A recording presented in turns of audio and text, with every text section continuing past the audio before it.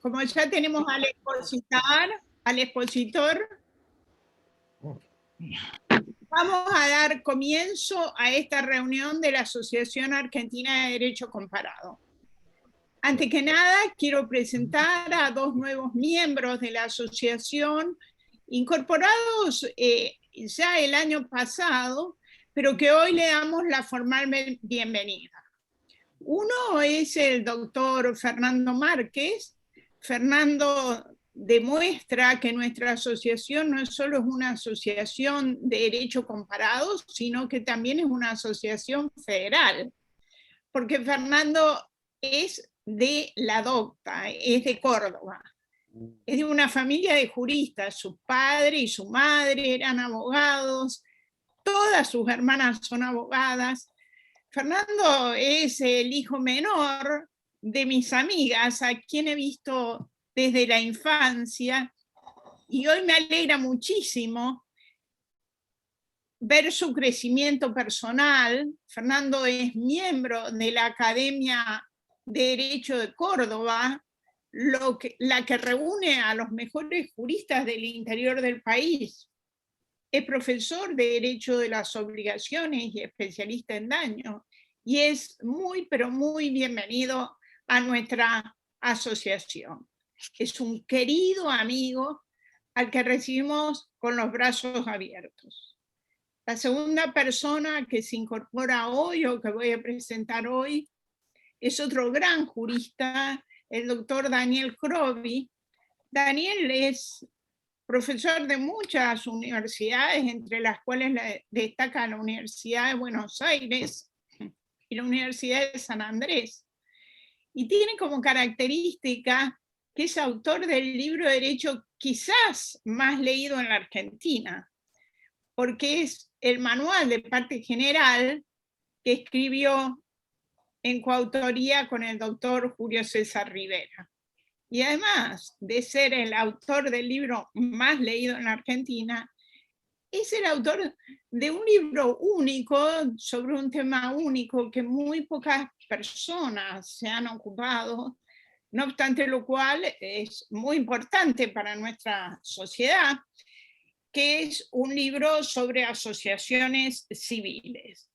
El tercer poder, el poder que proviene de las fuerzas civiles, ha sido poco estudiado en el derecho, y Daniel es una de las personas que más lo ha estudiado. Y también le damos nuestra más cálida bienvenida.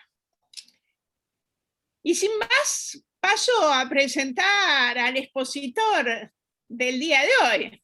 Expositor que viene de un país que hoy es el país que está en todas las primeras páginas de todos los diarios del mundo. Viene de la hermana República de Perú. Domingo García Belaunde es sinónimo de prosapia de juristas. Su familia es una familia de juristas. Hablar de su padre, hablar de sus primos, hablar de sus tíos, es hablar de hacedores y de fundadores del Perú moderno, tal como lo es hablar de Domingo. Domingo es egresado de la universidad de más prestigio, o al menos más conocida en Latinoamérica, aunque Perú y Lima sobre todo tiene muchas, que es la Universidad Mayor de San Marcos, donde obtuvo el grado de doctor en Derecho. También estuvo en la Universidad Católica, donde fundó algunas revistas hace mucho tiempo, como Temis, excelente revista en su momento, y la revista de Derecho. Realizó estudios de investigación en muchas universidades. Yo quiero destacar simplemente los estudios realizados en la Escuela de Derecho de la Universidad de Wisconsin. Es conocida sus enseñanzas en la materia de Derecho Constitucional. Y también es conocido que él fue quien dio las pautas para la creación de la ley sobre habeas corpus y amparo que se promulgó en el Perú en el año 1992. Son múltiples los honores y los cargos que ocupa y ha ocupado Domingo. Me interesa destacar que fue presidente de la Academia de Derecho de Perú. Me interesa destacarlo porque yo soy miembro correspondiente de esa asamblea a la que me incorporé conjuntamente con el doctor Borda.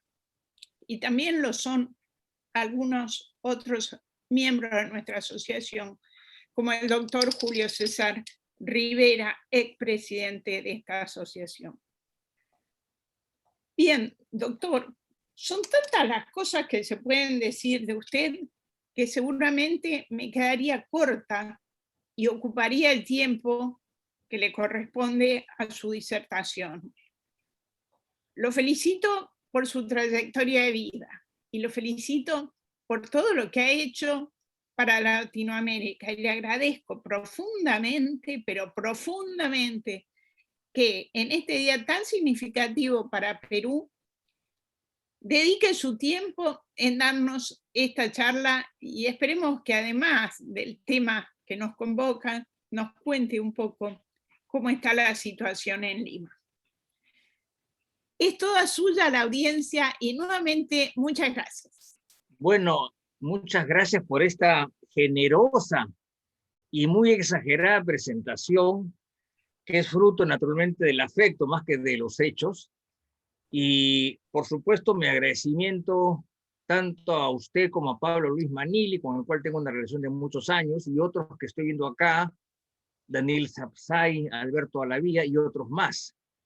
Debo decir, en honor a la verdad, que desde muy joven, yo empecé a enseñar a los 23 años, un poco más si me votan porque ya han pasado más de 50, mis referentes fueron la doctrina argentina. O sea, yo leí pues básicamente a Sánchez Viamonte, ¿no? Su libro sobre el habeas corpus, su manual de derecho político, su manual de derecho constitucional, su historia de las instituciones políticas, su ensayo luminoso sobre gobiernos de facto, que me fue utilísimo porque yo nací a la vida académica con un gobierno militar que duró 12 años, ¿no? Y siempre fue mi referente y yo creo que es mi referente en la América Latina.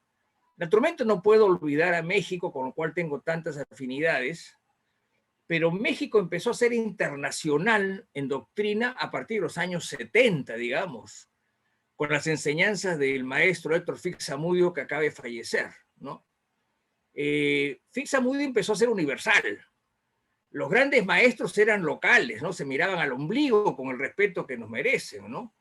Mientras que la Argentina era universal, ¿no? O sea, yo recuerdo que hace muchos años estaba en un conversatorio en Madrid con Pedro de Vega, un gran maestro español, ¿no? Me invitó al Escorial a almorzar a su casa, o a comer, como dicen ellos, y me dijo que estaba muy entusiasmado para prologar un libro de Guglielmo Ferrero sobre el poder, que era la primera vez que se traducía al castellano. Entonces dije, mi querido Pedro, creo que estás equivocado, hay una traducción argentina de los años 40 que yo tengo. No me lo creyó. Entonces lo que hice es que cuando llegué a Lima saqué una fotocopia y se la envié. Se quedó tan anonadado que no prologó el libro, lo prologó un tercero. Así que eso me llama siempre la atención. Y bueno, y los grandes maestros, lamentablemente la crisis de los años 60 y 70 malogró un poco ese flujo, pero no lo ha pagado decididamente. Yo, a raíz de, bueno, yo he tenido a un maestro en vida que es Vidar Campos, lo recuerdo hasta ahora, no solamente por su sabiduría, sino por su humanidad, una gran calidad humana, y que yo siempre la distingo de lo que es la calidad académica, ¿no? Yo fui el año 77, me acuerdo, a un encuentro en Bogotá que organizó Carlos Restrepo Piedrahita en el externado, y vivía con ilusión de conocer a Mauro Capelletti, a quien había leído, por supuesto. Ahí está Fix-Zamudio, que me lo presentó, y el hombre era un témpano de hielo. Entonces ahí distinguí entre lo que es el valor académico, o sea, hay que leerlo a Capelletti, del valor humano, que era Germán Vidal Campos. Y otros más, por supuesto, los que han seguido después de él, ¿no? Entonces eso me da una gran satisfacción. Y justamente en forma reciente, Eduardo Jiménez, a quien he visto mucho en La Plata y que me invitó, la última vez estuve con Germán en La Plata con él, ¿no? Perdón, no en La Plata, en Mar del Plata, hago la precisión, estuvimos ahí con él y lo conocí, luego me pidió un prólogo para un libro que acaba de publicar, o que va a publicar, sobre la enseñanza del derecho constitucional en la Universidad Argentina. No lo ha publicado en físico, sino creo que solamente virtual. Entonces me pidió unas líneas y aproveché la oportunidad para hacer una referencia a mi trayectoria con los maestros argentinos hasta ahora. Claro, hay cosas, hay gente. Yo me acuerdo que le envié este proyecto a Sagüez, a Néstor Sagüez.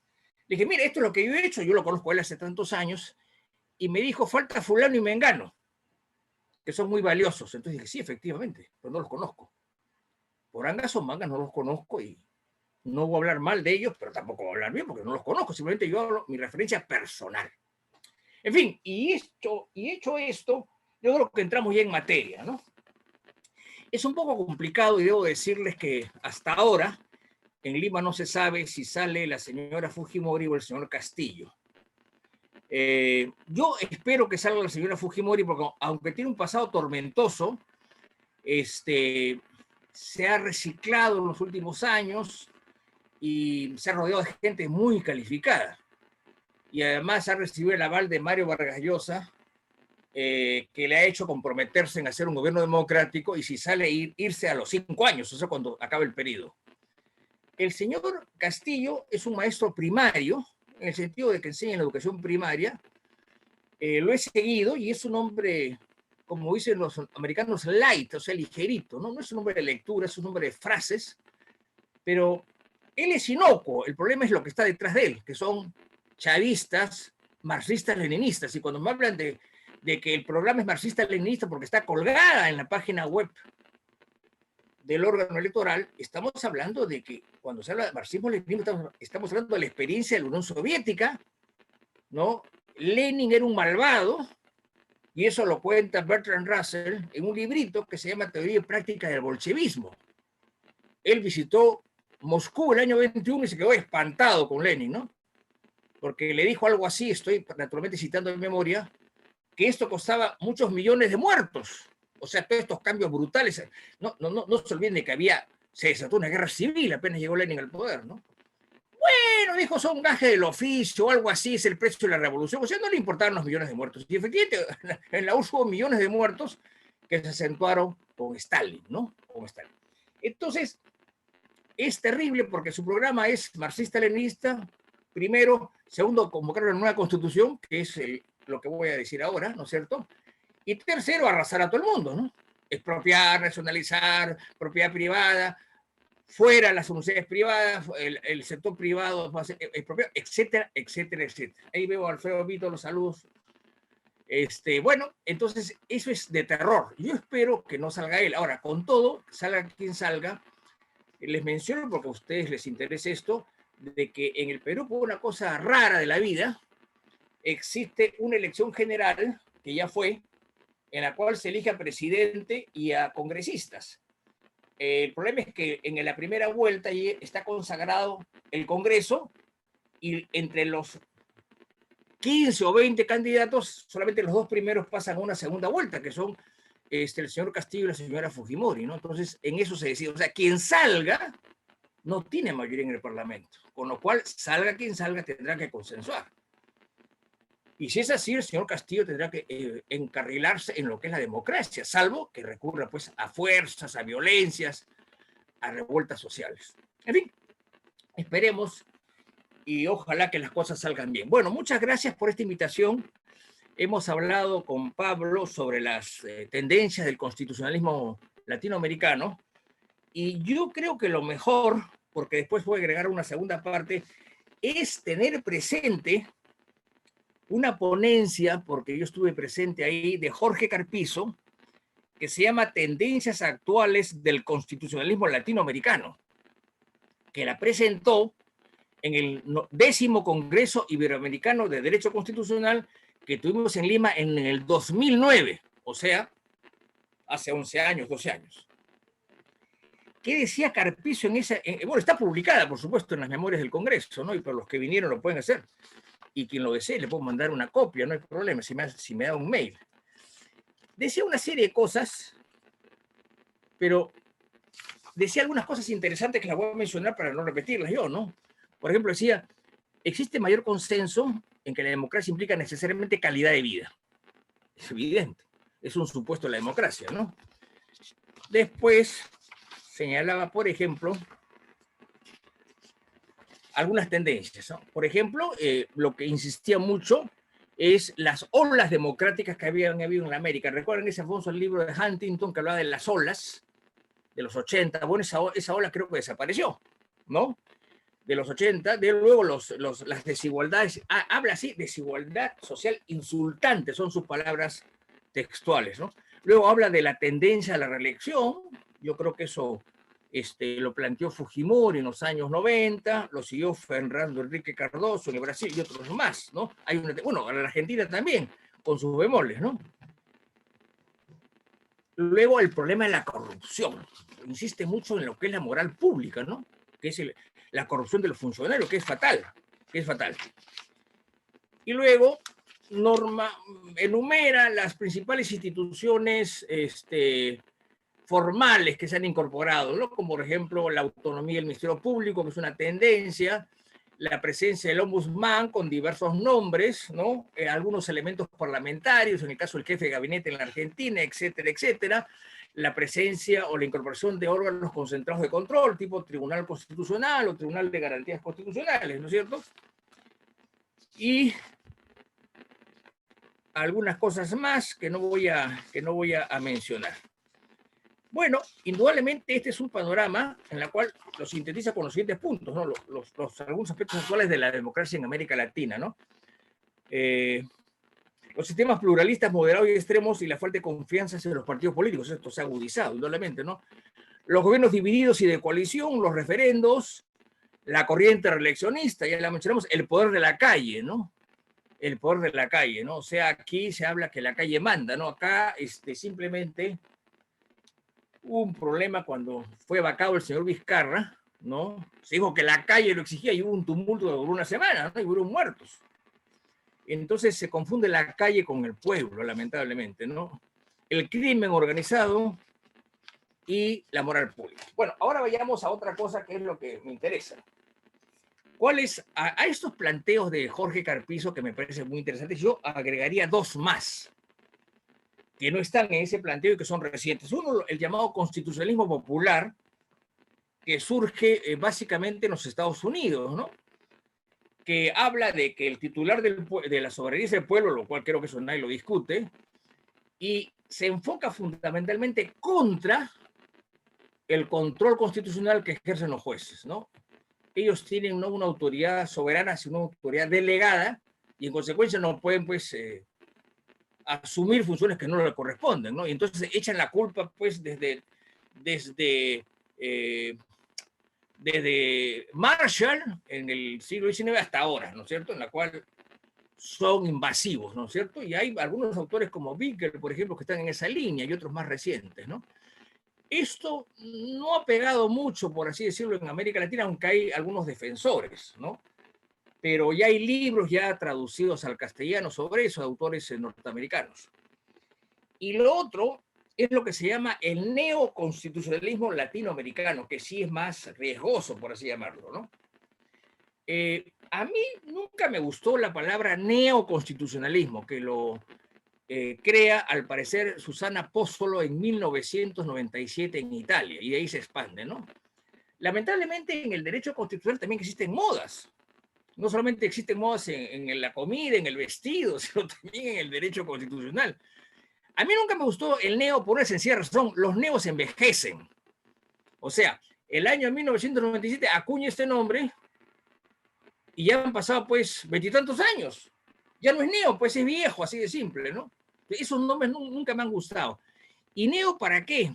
En Italia, y eso se expandió mucho para referirse a las nuevas tendencias de incidencia, de vitalidad y de exigencias al constitucionalismo. Esto en Europa debe ser muy importante, acá no lo es tanto, y además lo más curioso es que bajo el nombre de neoconstitucionalismo han salido un montón de versiones. Yo no podría dar una definición de eso, porque hay varias. Y hay algunos autores que empezaron siendo neo, como el caso de Atienza, y luego lo han negado, ¿no? Entonces ahí estamos en una especie de ruleta media rara. Sin embargo, cuando se habla de neoconstitucionalismo latinoamericano, ya estamos hablando de otra cosa.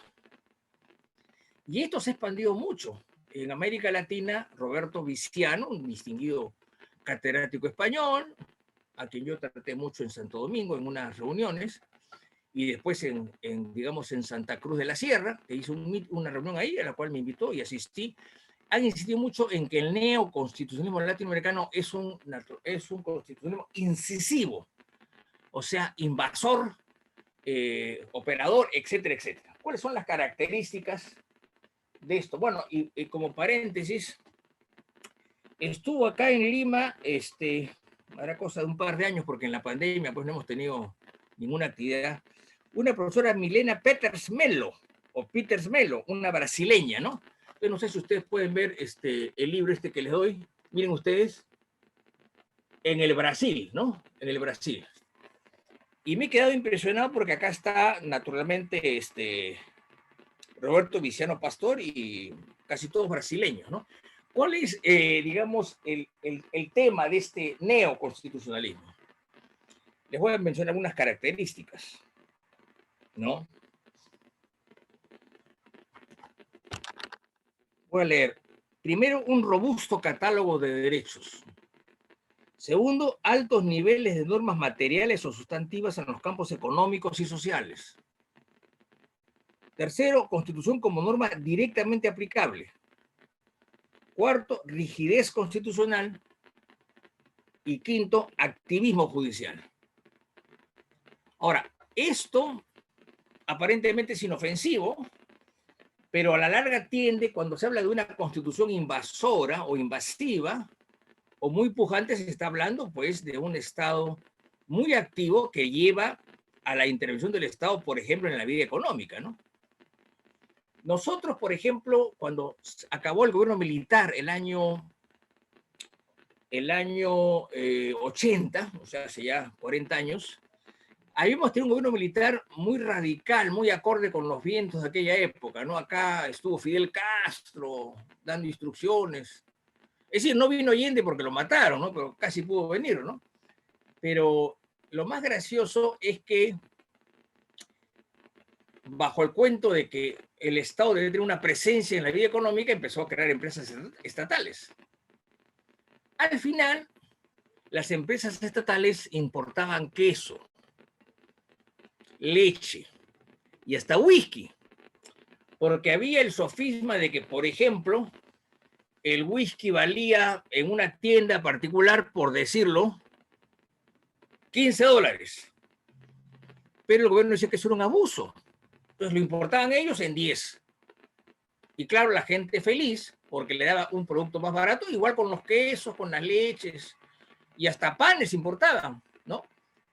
O sea, eso fue realmente un desmadre, como se dice, ¿no? Y cuando acaba el gobierno dejan 235 empresas estatales de lo más diversas, y a la hora que se empieza a hacer el análisis se dan cuenta que de las 235, 200 están quebradas, porque lamentablemente el Estado es un pésimo administrador, por lo menos entre nosotros, ¿no? Y hay algunas empresas que se han mantenido, como la empresa del agua, que es la que organiza el agua y desagüe, naturalmente la mitad del Perú no tiene agua, ¿no? U otra, como es el correo, que curiosamente funciona muy bien, ¿no? Pero el resto quebradas. Entonces viene el proceso muy pequeño, porque hay una carga ideológica muy fuerte, que el Estado es el guardián de la civilidad, qué sé yo. Entonces vino ese proceso de privatización que fue muy lento, muy lento. Y al final quedaron empresas estatales muy pocas, ¿no? Muy pocas, y aún con el reclamo de que se privaticen, pero ahí ha quedado, no se ha hecho nada, pero en fin, ya la economía es otra cosa, ¿no? Pero lo más interesante es que aquí tenemos, según dicen los autores, 3 ejemplos de lo que es el neoconstitucionalismo latinoamericano: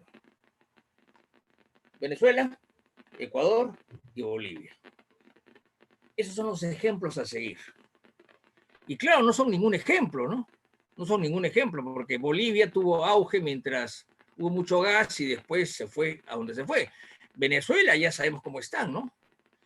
No sé cómo será la Argentina, pero en el Perú hay 1,5 millones de venezolanos que han salido corriendo del paraíso venezolano, que era el país petrolero por excelencia, ¿no? Se cayó el petróleo y se cayó todo, ¿no? Entonces, este neoconstitucionalismo latinoamericano en el fondo es una vertiente marxista del constitucionalismo, según mi entender.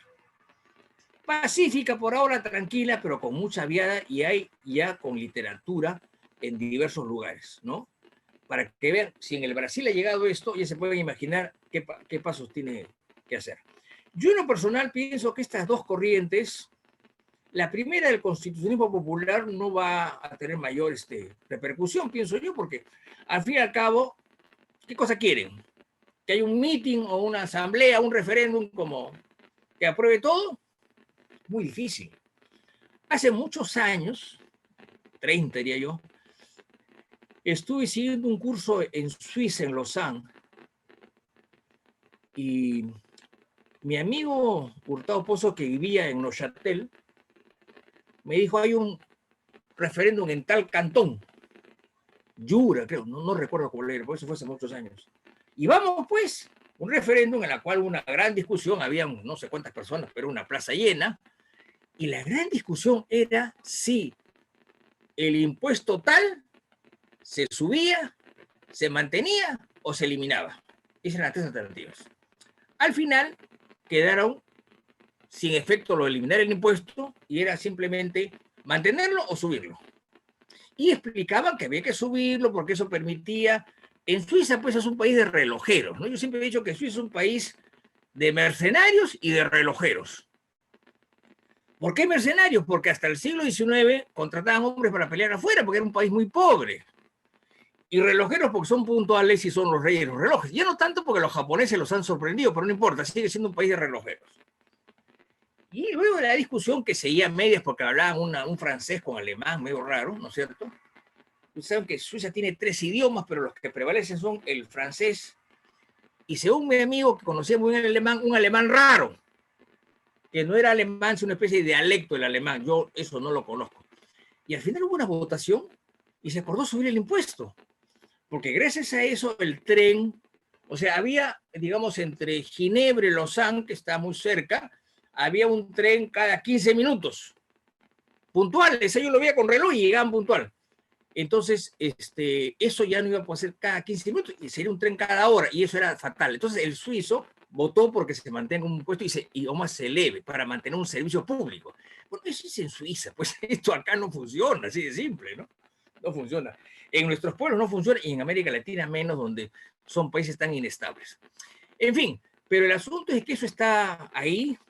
La tendencia que en el Perú representa el señor Castillo va por esa línea. Yo creo que si aún fuese elegido, por lo cual lo dudo, no podría ser gran cosa si decide hacerlo democráticamente. Si se trata de gobernar a base de mítines y movilizaciones sociales, bueno, ahí puede pasar cualquier cosa, ¿no? Cualquier cosa.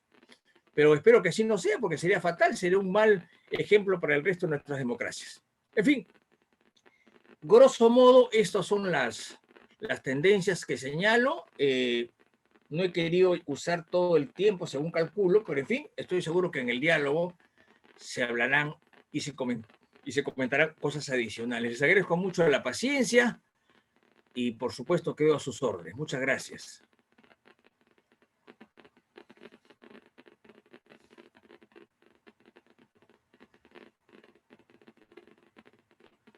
Hay que activar, ¿ah? Hay que activar el micro. No te escuchamos, Graciela. Sí, sí, Alberto, sí lo escucho perfecto. Muchísimas gracias, doctor Domingo García Benavides.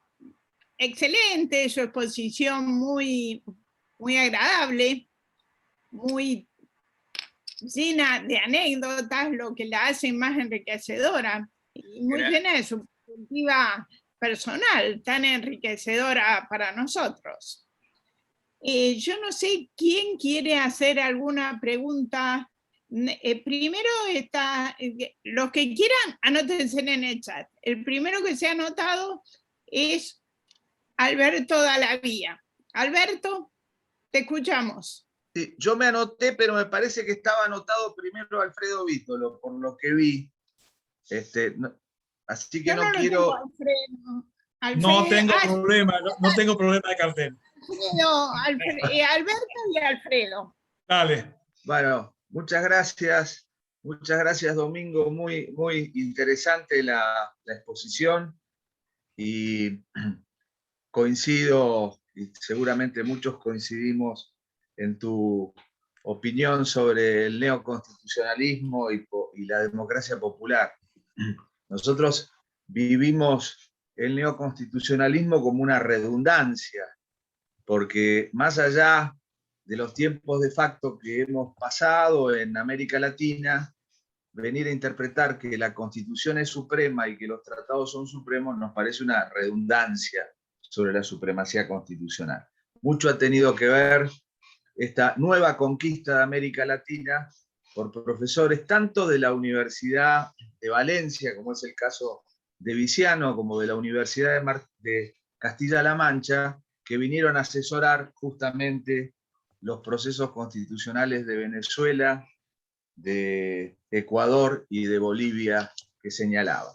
Mi pregunta es, ¿será posible que entre estas dos corrientes, el constitucionalismo popular, que cree en algo que nunca existió, como es la democracia directa, desde el intento de la Constitución francesa de 1793 y a lo largo de toda la historia, a lo único que ha dado lugar es anarquía y a posiciones anarquistas? Pero no podríamos encontrar que el punto en común entre la democracia popular o entre el constitucionalismo popular y el llamado neoconstitucionalismo es el ataque al modelo representativo, porque en definitiva este punto parece ser el punto en común. Tanto la pretensión ilusoria de que se puede gobernar con referéndums y con consultas al pueblo, como si el Brexit o la situación de Colombia no hubieran sido ejemplos de las dificultades que esto establece, como la prédica constante de que una relación directa con el líder y la masa y la consulta directa al pueblo pone en jaque tanto al poder legislativo como al poder judicial en todos los países. Entonces, la pregunta es si no tenemos ahí una identificación entre estos dos modelos y que es el enemigo en común. Y el enemigo en común, el sistema representativo. Esa es mi pregunta. Sí, Alberto, coincido totalmente contigo y yo me quedé corto en realidad. Me quedé corto, no quise explayarme más, pero en realidad me parece una postura demagógica el neoconstitucionalismo, digamos, ¿no? En sus dos variantes, digamos, la popular o el popular y digamos el latinoamericano, que pretenden en el fondo subvertir el orden bajo un nombre inocuo, digamos, ¿no? Y claro, digamos, la democracia representativa, pues, si existió alguna vez, fue un suspiro, ¿no? Se dice que en la antigua Grecia existía eso, el ostracismo se votaba en el ágora, ¿no? Pero hoy día es imposible, ¿no? Totalmente imposible. Y además, de acuerdo con lo que tú dices, no lo mencioné, pero sí es correctísimo, cuando se habla de neoconstitucionalismo hecho por europeos, nosotros lo leemos acá y decimos, bueno, ¿cuál es el problema? No dicen nada nuevo. Yo me temo que es nuevo para allá, pero para nosotros no. O sea, que hay que poner derechos económicos y sociales en la Constitución, por supuesto. Están puestos hace 30 años en el Perú o 40. El problema no es ese. El problema es cómo se llevan a la práctica, que es otro problema, en la cual lo que hace falta son políticas públicas, ¿no es cierto? Y dinero por parte del Estado. No, totalmente de acuerdo. Y no creo que lo del constitucionalismo popular ha tenido muy poca pegada, por así decirlo, ¿no? Entre nosotros. Más grave es el llamado neoconstitucionalismo popular o latinoamericano, que eso sí es complicado. Yo creo que a la larga va a subvertir el sistema, eso es lo que ellos quieren, ¿no? Porque, por ejemplo, una de las cosas que dicen ellos es los jueces ordinarios o constitucionales deben ser elegidos por el voto popular. Eso, pues, ¿quién no aguante eso, no? En Estados Unidos, hará una veintena de estados, existirá una veintena de estados que tienen elección popular de los jueces, pero de instancia inferior. En la mayoría de los estados, los gobernadores o las legislaturas los eligen, y nada de decir de los jueces supremos. Los propone el Ejecutivo y los ratifica el Senado, ¿no? O sea, esas cosas tan técnicas. Imagínense ustedes, si yo quiero ser juez supremo, voy a hacer campaña, ¿quién me paga la campaña? Voy a estar hablando por todas partes. Si no, renuncio al cargo y me olvido del asunto, ¿no?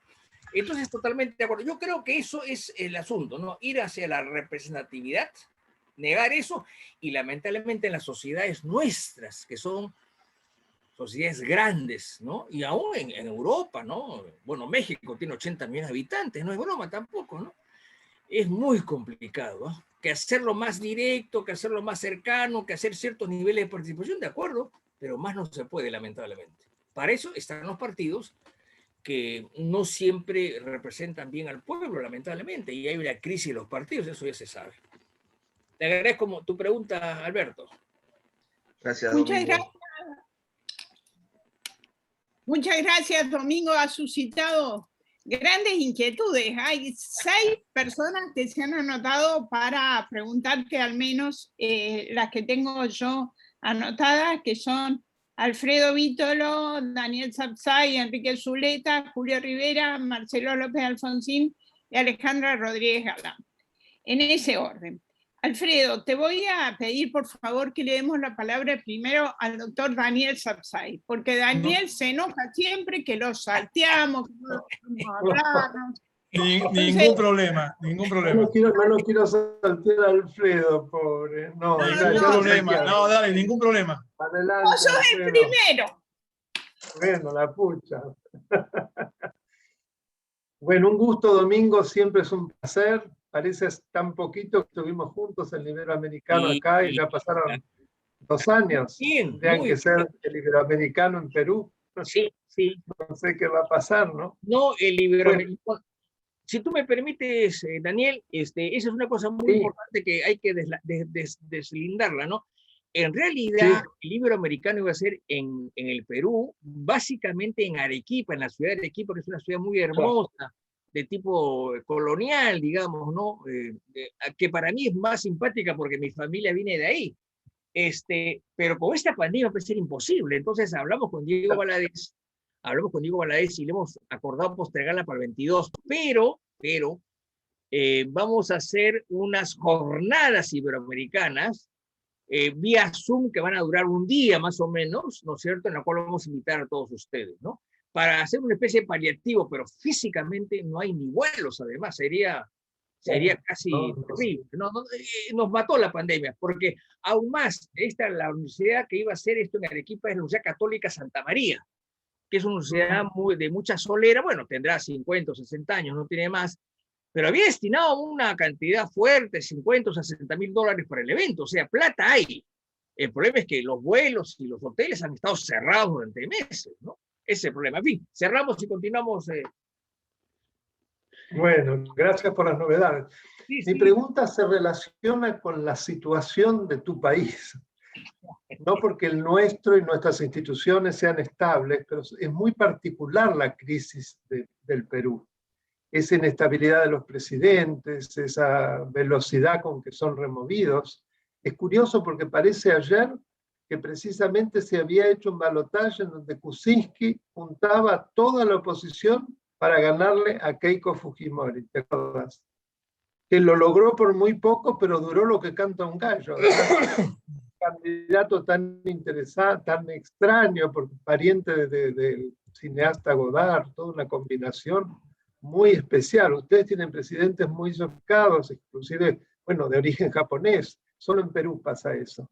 Entonces mi pregunta es, ¿qué es lo que para vos falla? ¿Hay algo en el sistema, la combinación del balotaje con la representación proporcional? ¿Es un problema de la cultura? ¿Qué ocurre para esta inestabilidad? Porque la situación económica hasta hace muy poco era muy buena, creció por tu país. Esa es mi pregunta. Bueno, te agradezco mucho, Daniel. Esa es la pregunta por los $64.000, ¿no? Porque es muy difícil de contestar. Sí. Bueno, en fin, yo creo que Fujimori Alberto Fujimori, que fue presidente del 90 al 2000, era un dictador, evidentemente, un dictadorcito que no creía en nadie, ¿no? Pero al margen de los excesos o los delitos o crímenes que cometió o que permitió que se cometan, porque no parece ser que él conocía todo, modernizó el país, ¿no? Lo ordenó, privatizó las empresas, una serie de cosas muy positivas, y aún más él era un hombre que viajaba por todo el país. Entonces llegaba pues a un pueblo perdido en los Andes y se encontraba con una población y le decía, ¿qué quieren ustedes? Le decían internet, por decir un caso, la pista, porque de aquí hasta la ciudad más próxima son 10 horas en coche, y con la pista van a llegar en 1 hora, ¿no es cierto? Y una escuela. Anotaba y lo hacía al año. O sea, era un hombre muy calificado, pero como dice el refrán, una mala mata 100 buenas. Entonces, él ordenó al país, pero lo dejó un poco desarticulado, persiguió un poco los partidos políticos tradicionales y ahí empezó todo, ¿no? Entonces, curiosamente, los presidentes que hemos tenido han estado envueltos en corrupción. Y no solamente eso, no han tenido mayorías parlamentarias, que ahí sí es un problema de la cifra o el método DONT, ¿no es cierto? Que es un método mañoso, se aplicó en Bélgica por razones obvias, pero acá se aplica y entonces el presidente gana en la segunda vuelta, ¿no es cierto?, con 45% y tiene pues un congreso en el cual él tiene 20%, con lo cual si no hay coordinación hay un desfase. O sea, hay un problema también del sistema electoral. ¿Qué pasó con Kuczynski, que era un hombre de primero, un hombre de las altas finanzas, ¿no? O sea, yo decía, nosotros tenemos a un clásico peruano, que es el Inca Garcilaso de la Vega, que vivió en España, que era hijo de una india, una princesa incaica y de un conquistador español, que vivió toda su vida en España y está enterrado en Montilla. Entonces yo le decía a él, porque lo conocía, en tono un poco festivo, digo, tú seguramente conoces a Shakespeare de memoria, pero no has leído al Inca Garcilaso de la Vega, ¿no? Y era eso, ¿no? Un hombre que estaba en otro mundo. Entonces él tuvo la torpeza de no conciliar con el Congreso. Y el Perú es un país que tiene un parlamentarismo atenuado porque tiene muchos elementos parlamentarios desde el siglo XIX. O sea, el Perú incorporó el Consejo de Ministros como, digamos, como una especie de parante entre el presidente y el Congreso, lo incorporó en 1856. Y luego a fines del siglo XX hubo el voto de censura, luego el voto de confianza, y hace 50 años se incorporó la disolución del Congreso, que eso no existía, ¿no? Entonces todo eso trajo complicaciones y él, no sé si sabiéndolo o ignorando, descuidó su relación con el Congreso, descuidó totalmente. Entonces lo empezaron a fastidiar. Y el problema es que salieron pues las investigaciones de Odebrecht, que han corrompido a media América Latina, ¿no? Lamentablemente. Entonces a él se le vinculó como que estaba en esas y ahí se empezaron a cebar contra él, ¿no? Entonces le plantearon una vacancia, que es el modelo del impeachment, ¿no es cierto? Con algunos matices. Y bueno, se libró de una, pero a la segunda se renunció y se fue. Entonces lo sucedió el señor Vizcarra, que era el vicepresidente, un hombre anodino, un constructor de provincias, muy elemental, y que llegó al poder y se asesoró por un argentino, que es Maximiliano Aguiar, que no sé si lo conocen ustedes, que estuvo acá. Y él fue el que le dijo que tenía que subsistir a base de balconazos y de arrinconamientos y empezó digamos, a enfrentarse con el gobierno y lo logró. Hasta que un momento que disolvió el Congreso, yo creo que arteramente, no había razón para hacerlo, y vino un nuevo Congreso y en un libro sobre él, dicen que Aguiar le dijo, usted tiene que poner su lista propia para que vaya al Congreso y tenga usted un enlace con el Congreso. Lo cual me parecía muy sensato, ¿no? No presentó listas, se presentaron otras. ¿Y qué pasa? Salió un nuevo Congreso, se empezó a maltratar, a gritar, salía a dar balconazos, etc. Y pasó lo que pasó, lo vacaron. Entonces, al vacarlo, pusieron, como ya no había otros vicepresidentes, porque el presidente renunció, Vizcarra vacado, y la segunda vicepresidente, que era la señora Arauz, una economista muy distinguida, había renunciado. No había nadie, y la Constitución dice que sube el presidente del Congreso, que era el señor Merino, pero ¿qué pasa? Le hicieron tal la vida imposible que renunció a la semana y subió el señor Sagasti, el señor Francisco Sagasti, que es un técnico, ¿no es cierto? Que no está ahí. Entonces lo que le queda a él es terminar el gobierno. No ha hecho gran cosa, honestamente. no ha sido más bien anodino, pero sí se ha preocupado de traer la vacuna. Ya hay unos 3 millones vacunados, pero faltan pues 10 o 15 más. Yo ya me vacuné, pero me he vacunado no porque sea amigo del presidente, sino por mi edad, punto. ¿No? O sea, han empezado de 90, 80, 70, ahora están en 60. Y la semana próxima bajan a partir de 50, ¿no? Y naturalmente hay 120.000 personas que se han ido a Miami a vacunarse, así de simple. Mi hermana se fue la semana pasada y me dijo que llegó a Miami y la vacunaron en el aeropuerto, de frente. O sea, los gringos son cosas serias y además ven como negocio, están ofreciendo que vayan a vacunarse, que le dan facilidades y todo. En fin, ese es el asunto, ¿no? Entonces, claro, ahora la cosa está muy dividida.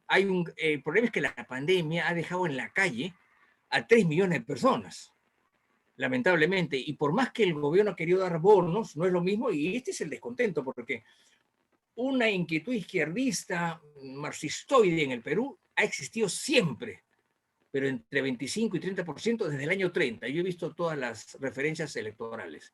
¿Y cómo ahora llega al 50% o casi? No lo sé. Yo creo que es el descontento, no hay otra explicación. Descontento porque no hay comida, porque no hay agua, porque no llega el Estado, etc. No hay ni siquiera oxígeno en algunas partes, la gente se ha muerto por falta de oxígeno. El gobierno ha sincerado las muertes, son 180.000 muertos en los últimos 8 meses. Muertos por COVID, 180.000 personas. Entonces, esa es la explicación que yo le doy. Y claro, los partidos están deshechos, ¿no es cierto? Todos son agrupaciones que han surgido de la nada y de aquí a que se reconstruyan pasará mucho tiempo, yo pienso. Pero sin embargo, yo sí pienso que el partido Fuerza Popular de la señora Fujimori, si no gana, aún si no gana, como tiene tan buena gente a su costado, de primera, ¿no? Es muy posible que aún si no ganase, va a armar eso para una próxima elección. Esa es mi impresión personal. Pero ese es el problema, ¿no? Es la pandemia, la crisis económica y la crisis política. Por todo, tener pues 4 presidentes en una semana no es una cosa graciosa, ¿no? Crea gran inestabilidad. El dólar ha subido con esta volatilidad que tiene, las empresas se retraen en las inversiones y bueno, si de acuerdo a lo que dicen los economistas, el 80% de la inversión es privada y el 20% es pública, indudablemente si la privada se retira, ya sabemos lo que pasa, ¿no? O sea, son días poco halagüeños, digamos, los que se nos vienen, lo diría con mucha pena, indudablemente, ¿no? Y he tratado de hacer una explicación en la medida de mis posibilidades, que son bastante limitadas. Más bien te agradezco tu pregunta, Daniel, muy interesante. Gracias por tu respuesta, Domingo. Debo decirte que nosotros tuvimos una experiencia de varios presidentes en una semana. No son los únicos ustedes. Qué buena. Un abrazo. Gracias. Bueno, Alfredo. Experiencia de 3 un día. No, bueno, primero felicitarlo a Domingo, que es siempre un gusto, es una figurita repetida en nuestros Zooms de la Asociación Constitucional, pero porque además Domingo es en realidad un gran comparatista. O sea, es uno de los, diría que es uno de los principales comparatistas que hay en Perú en el área del derecho constitucional. Domingo, yo coincido con todo lo que vos planteas sobre el neoconstitucionalismo, hemos tenido oportunidad de conversarlo en alguna oportunidad. Pero me interesaría preguntarte, ¿qué papel ves que juegue el sistema interamericano de derechos humanos en toda esta intención de reformular los principios constitucionales generales? Bueno, mira, te diré, Alfredo, y creo que lo hemos conversado antes, yo he sido un fan del sistema interamericano, ¿no? Nos hizo mucho bien cuando cayó Fujimori y vino un gobierno de transición con Valentín Paniagua, que era un maestro universitario, un político muy distinguido y además un constitucionalista. Yo estuve muy cerca de él y lo apoyé en una serie de cosas. Y nos sirvió mucho. Pero yo diría que hará unos 8 o 10 años que se ha vuelto demasiado frágil y desconfiable el sistema interamericano. Pongo un caso concreto, que lo he visto, o sea, no es que me lo hayan contado, lo he visto porque me lo llevaron a consultar unos abogados de fuera a la oficina, ¿no? En el año X, en un pueblo andino, de esos que están como perdidos, pequeñito, de 40 o 50 personas, pasa el ejército. El ejército ha sido destinado a ciertas zonas muy movidas, y claro, ¿me escuchan bien? Bueno, en unas zonas muy movidas y para combatir el terrorismo, porque ahora el terrorismo, aunque ha sido su líder principal, el líder de Sendero Luminoso está en prisión hace años y los directivos también. Sin embargo, hay remanentes en una zona acotada en la selva central, por Junín, en fin, por ahí en la selva central de nuestros Andes, ¿no? Y bueno, pero en esa época era más extendido, entonces pasa este grupo del ejército y el pueblo, porque el pueblo llano no es terrorista, indudablemente, los aloja, los atiende, les da de comer y bueno, siguen su camino. Los terroristas se enteran de esto. Entonces bajan al pueblo, encuentran que hay hombres trabajando, pero la población son 30 personas, hombres mayores, mujeres y niños, y los matan a todos. Como si nada. Acaban de matar hace 15 días a 16 personas. Así, niños que los han quemado inclusive. Bueno, entonces el ejército, el que había pasado por ahí, se entera días después de que esa gente que los alojó han sido muertos por una brigada de Sendero Luminoso. Entonces empiezan a buscarlos, ¿no es cierto? Los encuentran y los matan a todos. Era una patrulla de 15 personas. Los matan a todos. Muy bien, eso queda ahí. Las ONGs, las infaltables ONGs que viven de plata ajena y de europeos ignorantes y descuidados que no conocen nuestra realidad, sobre todo los países nórdicos, ¿no? Se horrorizan y denuncian este hecho ante la Corte Interamericana. Bueno, entra primero a la comisión, luego llega a la Corte. ¿Y qué es lo que sucede? Hacen un proceso que duró un año y condenan al Estado peruano por haber matado a 15 terroristas. Lo cual yo creo que tienen razón. No se puede matar alegremente a la gente. Entonces el Estado peruano tiene que resarcir económicamente a los familiares de estos terroristas muertos. Hasta ahí estamos bien. ¿Y qué pasó con las 30 personas que mató Sendero Luminoso? No pasó nada. Ahí están.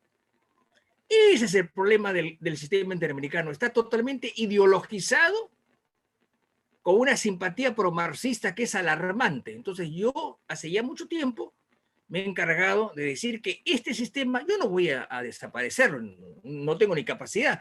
Tampoco he promovido que nos separemos del sistema, sino simplemente que se mejore el sistema de elección. Así de simple, ¿no? ¿Por qué? Porque tal como está no funciona, lamentablemente. Y no solamente eso, sino que la Comisión Interamericana es, digamos, artera, ¿no?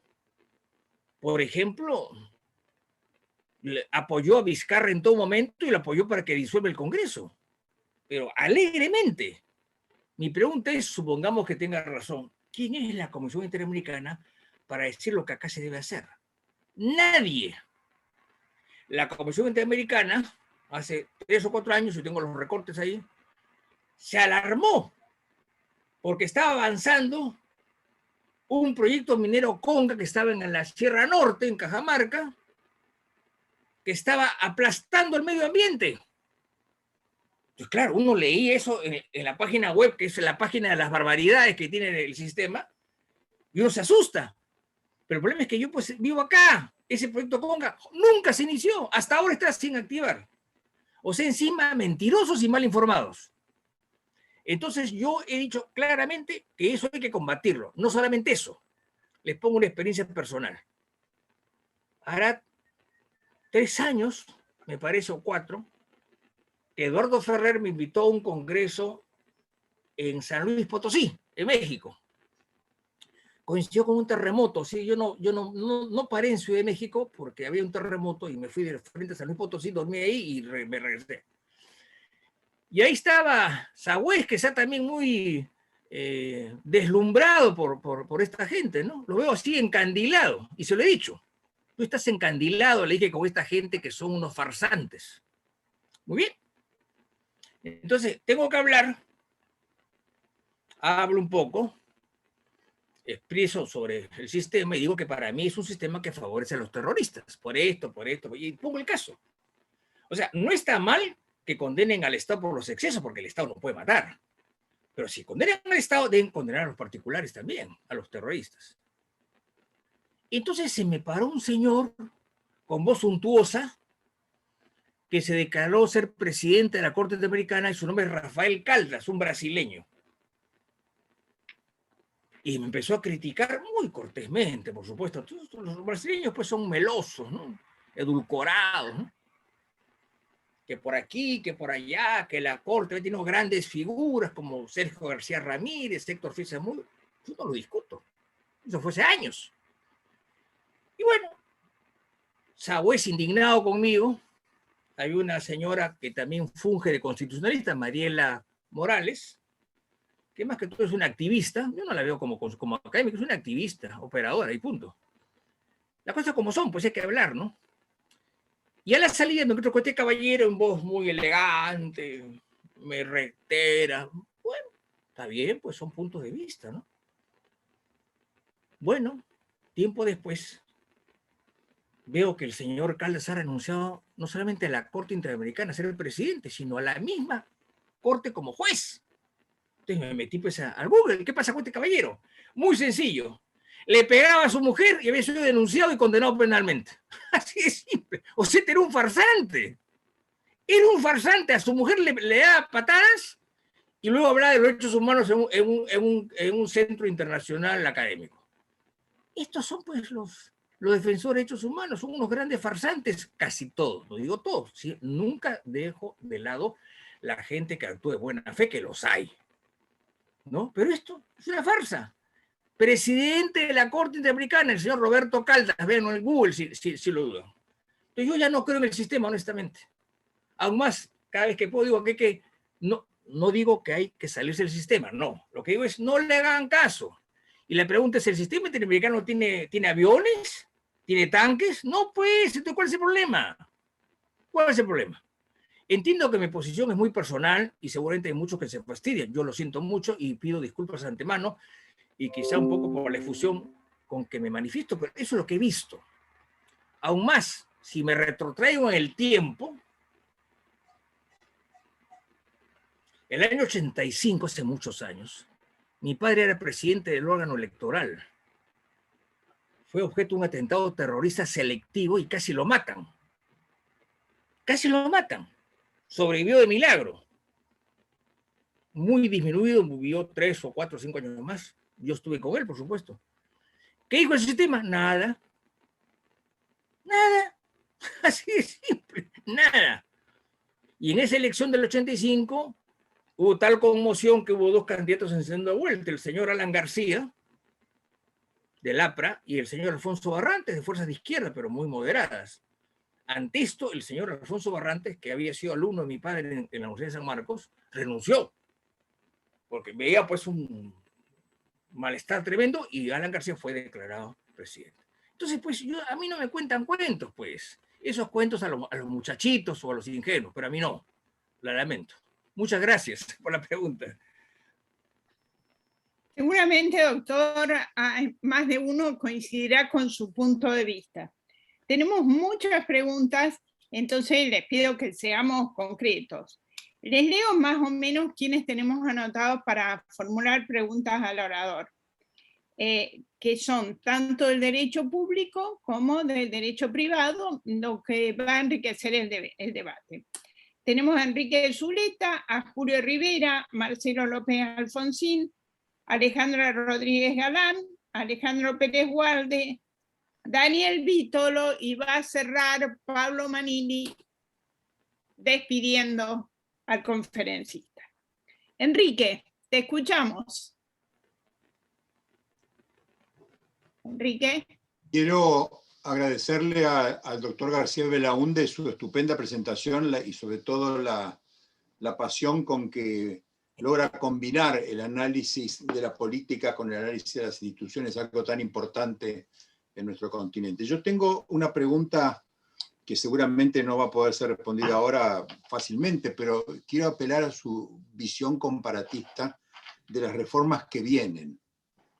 Hay un tipo de reformas que vienen desde la doctrina, que siempre están pensadas como formas de profundizar o mejorar la performance, el desempeño del sistema institucional, y otras que vienen desde el sistema político.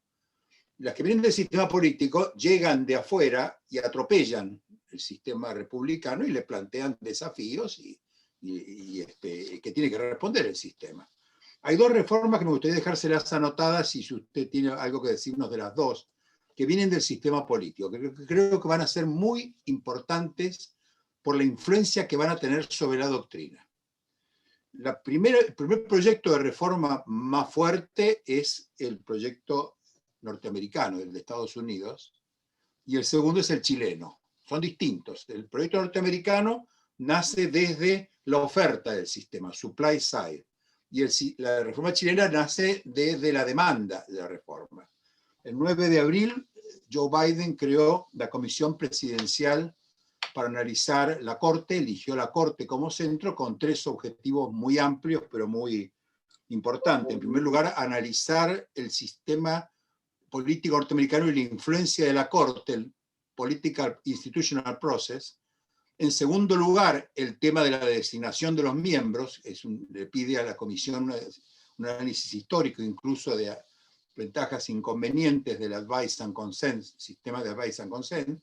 Y en tercer lugar, que es el punto más importante, muy amplio, lo que le pide es un análisis de la argumentación actual en torno a la reforma del sistema constitucional basado en la Corte. Es decir, elige una institución, que es la Corte norteamericana, y pone en marcha una comisión en la cual hay 35 figuras de primerísimo nivel. Están profesores de los más importantes, empezó a funcionar el 9 de abril, ya ha habido 2 reuniones que seguramente algunos de ustedes las han visto en internet, porque está siendo grabado eso muy importante, y ahí están los profesores de Derecho Constitucional, algunos de los más importantes, los profesores de Derecho Público y los politólogos que han trabajado en los últimos años sobre la Corte. Ahí va a salir un dictamen en 180 días.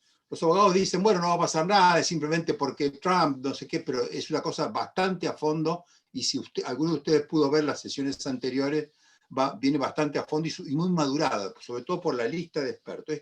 Esta comisión va a sesionar, está sesionando ya desde el 9 de abril. Va a ser muy influyente, a mi juicio, en la doctrina constitucional, porque no tiene más que hacerse cargo. Están todos los constitucionalistas importantes que se han dedicado al tema de la Corte. Y la otra es la chilena, porque la chilena es una reforma que se ha puesto en marcha, tiene muy poco tiempo, tiene una forma de sustanciarse muy, diría yo, nueva, tiene un centro de gravedad que son esos convencionales independientes, y ha elegido 6 temas que me parece, doctor, que pasan a ser la agenda latinoamericana. El primero es el tema de Estado democrático versus Estado social democrático de derecho, que es un tema viejo en el constitucionalismo latinoamericano, pero los chilenos quieren plasmar esto en algo. El segundo tema es el tema del presidencialismo, tema capital, ¿no es cierto? Hay una unanimidad en reformar el presidencialismo y hay muchísimas propuestas. El tercero es el de los DES, que es los derechos económicos, sociales y culturales. El cuarto es el tema de la descentralización en Chile, con una cantidad de propuestas sustantivas para regular el tema de podríamos llamar el derecho constitucional del poder. El quinto es la justicia constitucional, el control de constitucionalidad. Y el sexto son los temas varios, que son los que más ruido hacen y seguramente generarán todo tipo de posiciones. Ahí está desde el agua hasta los pueblos originarios, pasando por el tema de género. Entonces, las dos reformas, una es una reforma altamente calificada, de altísima gama, lo que ha puesto en marcha Joe Biden en abril. Y la otra es una reforma que viene desde la turbulencia de lo que usted llama la plaza, expresada en la Convención Constituyente. Son dos reformas que vienen, que van a influir mucho en el pensamiento, ya influyen mucho, que diríamos el método como se están sustanciando es interesantísimo. Lo que se ha producido en Chile en los últimos 2 años en temas constitucionales es muy importante, y lo que se va a producir en Estados Unidos no cabe ni dudar que será algo muy, muy importante para el futuro de nuestra disciplina. Así que me parece, dejo los dos temas a ver cómo los ve usted desde su perspectiva, doctor García Belaúnde, comparatista, porque es sin duda de todos nosotros uno de los grandes maestros que tenemos en América Latina. Bueno, muchas gracias por esas palabras tan exageradas y yo diría tan cordiales. Y bueno, voy a decir brevemente lo que pienso, indudablemente muy interesante. Yo debo decirle con toda honestidad que el asunto de Biden no lo he seguido. No lo he seguido, o sea, no podría yo decir algo sobre algo que no he seguido, sino a la distancia, ¿no? Pero mi humilde perspectiva es que eso no va a influir mayormente en nosotros, porque aun cuando hayamos copiado el control difuso desde el siglo XIX, el hecho de que sean elegidos de otra manera, qué sé yo, no creo que vaya a influir honestamente. O sea, yo he notado siempre que la influencia norteamericana en el siglo XIX fue los derechos fundamentales, o los derechos civiles, como le llamaban ellos, derechos civiles y políticos, y luego digamos, la jurisprudencia, ¿no? Muy importante, ¿no? En problemas peculiares que tuvo Estados Unidos siempre, como es el caso del racismo y todo ese tipo de cosas, ¿no? Pero no sé, me parece muy interesante, no lo conocía el detalle, pero no sé hasta qué punto esto nos afecta a nosotros sustancialmente. Esa es mi opinión personal. Me declaro que no conozco el tema a fondo, así que de repente estoy equivocado, pero mi impresión es que eso no va a influir mayormente entre nosotros, ¿no? Ahora, lo de Chile es otra cosa, ¿no? Yo pienso que hay que tener presente que la izquierda más radical en América Latina está en Chile. Número uno. Eso es clarísimo. Es una izquierda concientizada. Uno lo ve cuando lee a los autores y viaja a Chile. Es un país con una gran conciencia cívica, quizá una de las mejores del continente, y además con una democracia ejemplar. Ahora, ¿por qué salió este revuelo hace 2 años? No lo sé. Subieron el pasaje del metro y ahí estalló todo. Yo creo que eso fue un pretexto o simplemente estaba una presión muy fuerte esperando y encontró una salida, ¿no? Yo hasta ahora no sé por qué hay una constituyente en Chile, no lo entiendo. ¿Por qué? Porque todo el mundo se refiere a Pinochet, ¿no? La constitución de Pinochet del año 80. Bueno, en el año 2005 la constitución chilena fue cambiada totalmente. Aún más, borraron la firma de Pinochet y reestructuraron todo. O sea, es la misma constitución, pero totalmente democratizada, en la cual no hay senadores vitalicios, etcétera, etcétera, etcétera. Pero no sé para qué la hacen. Aún más, en el mundo del constitucionalismo, las ondas o las modas se dan cada 50 o 60 años, ¿no? Esa es mi opinión. O sea, ¿qué de nuevo vamos a decir? ¿Qué de nuevo vamos a decir? El Ombudsman tiene 200 años, el Tribunal Constitucional tiene casi 100, el Congreso tiene 300 o 400 años. ¿Qué vamos a hacer de nuevo? Lo único que hay es mejorar las instituciones, porque a diferencia de la técnica y de la ciencia que avanza, entonces, claro, compro un celular y a los 2 años está envejecido, obsoleto, sí, pero lamentablemente las instituciones humanas no es así, ¿no? Yo creo honestamente que Piñera estuvo muy débil al convocar una constituyente. ¿Y qué va a salir de eso? No va a salir gran cosa, es obvio. Por ejemplo, usted me dice lo siguiente, descentralización. En primer lugar, que hay países en América Latina que son federales. Argentina, Brasil, México y Venezuela. Claro, Venezuela tiene una descentralización media trucha, como se dice en la Argentina, ¿no? Pero en fin, ahí está. Entonces, en esos países no hay que crear un descentralismo, lo que hay que hacer es hacerlo realidad, que es otra cosa, ¿no? Los demás países ya tienen ciertos sistemas de descentralización. En el Perú la hay, con las regiones muy mal llevadas. En Chile existían las regiones, las crearon hace 10 o 20 años. Colombia es muy descentralizado, sumamente descentralizado. O sea, cada ciudad es un mundo. No es como en el Perú, que uno viene a Lima y da un bajón cuando se va a otra ciudad. No, no es así.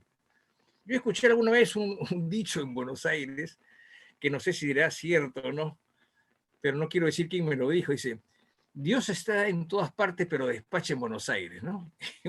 Una cosa muy graciosa. Entonces, yo no creo honestamente, por ejemplo, la justicia constitucional, ¿qué van a decir? ¿Que los jueces los eligen el pueblo? ¿No? Los derechos económicos sociales, todos están proclamados. O sea, todos nosotros hemos aprobado la Convención Americana de Derechos Humanos, el Protocolo de San Salvador y otros tratados internacionales. ¿Qué más vamos a hacer? Yo honestamente creo que Chile va a ser un saludo a la bandera. Hará lo mismo con otros nombres Y yo siempre he pensado que lo que nos falta a nosotros es implementar políticas. Por ejemplo, en la campaña acá decía, hay que instaurar el derecho a la salud. Un momentito, señor. ¿Por qué? No, en tal sitio no hay oxígeno o no hay postas médicas o no hay camas especiales para los enfermos de COVID. Tiene razón. Eso es un problema de la Constitución, es un problema de las políticas del Estado, que no las hace. Entonces, más que cambiar, en mi opinión, hay que hacer efectivos esos derechos. Y yo, por lo que veo,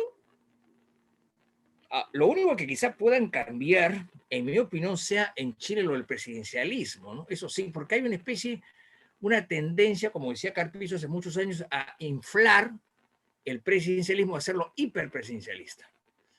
En síntesis, yo creo que los Estados Unidos es muy interesante, me parece bien que se replantee todo eso, pero no creo que nos llegue, honestamente, porque no nos olvidemos que la Corte ha tenido olas, ¿eh? Olas conservadoras y olas liberales, y ha habido de todo, ¿no? Y lo de Chile, yo creo que va a ser el parto de los montes, honestamente, ¿eh? Lo digo así con un poco de crudeza. Estoy seguro que me puedo equivocar, pero ustedes admitirán eso, que en el mundo académico nos equivocamos todos y pediremos disculpas. Las preguntas interesantísimas. Muchas gracias, ¿eh? Muchas gracias. Gracias a usted.